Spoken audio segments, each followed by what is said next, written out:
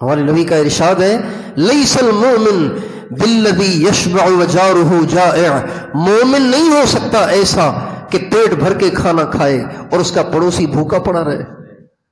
یہ مومن نہیں ہو سکتا۔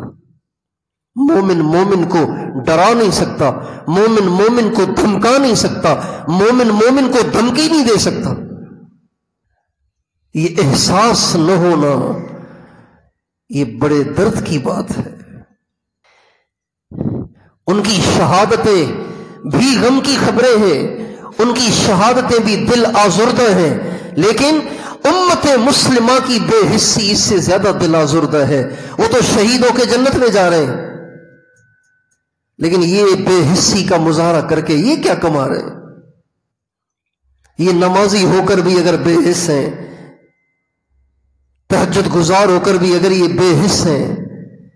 اگر یہ قرآن کی تلاوت کر کے بھی بے حس ہیں، رمضان کے روزے رکھ کر بھی بے حس ہیں، داڑیاں پگڑیاں اوڑھ کر بھی اگر یہ بے حس ہیں،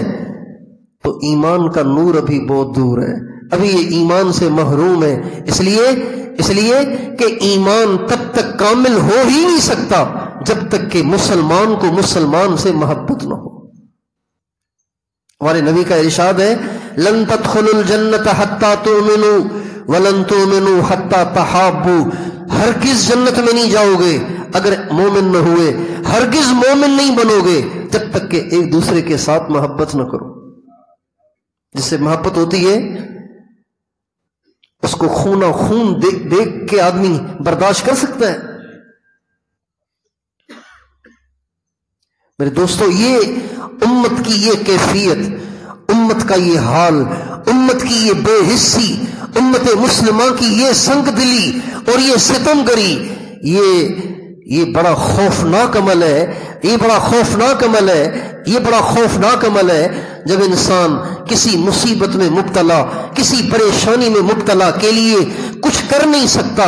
دعا بھی نہ کرے، اس کا احساس بھی نہ کرے، تو اس وقت یہ اندیشہ ہوتا ہے کہ اللہ تعالیٰ ایسے بے حصوں پہ بھی وہی مصیبت مسلط کرتے۔